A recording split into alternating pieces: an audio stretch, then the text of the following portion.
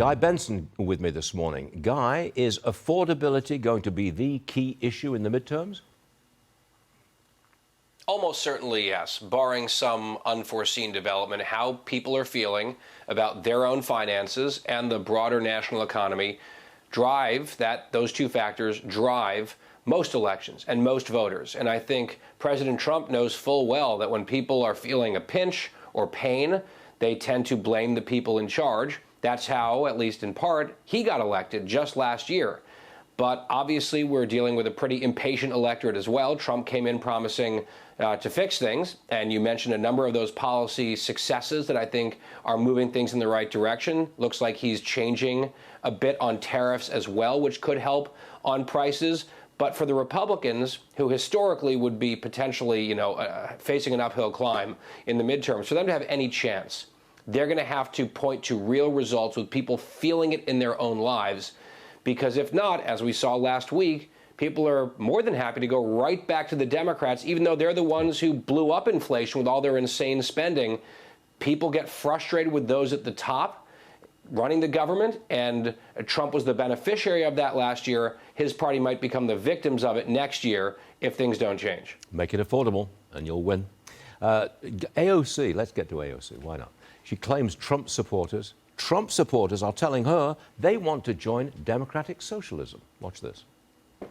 I can't tell you how many times someone has pulled me aside and said either I was once a big Trump voter and a Trump supporter, then I started to kind of expand my world and where I got information, and now I've learned, and now I've changed, and I'm with you, and I learn from you.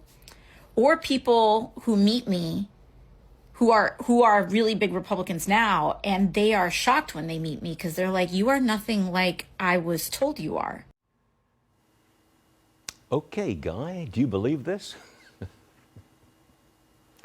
I'm skeptical. Right. She said she can't count the number of times that's happened, maybe because the number's zero. I don't know.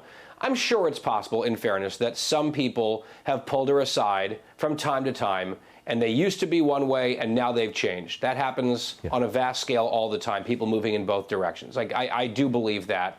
And sometimes when you meet someone in person, they may or may not live up to or down to the caricature that you might see presented publicly, although I think hers is relatively accurate in terms of what she puts out there for the world to see and for people and voters to consume.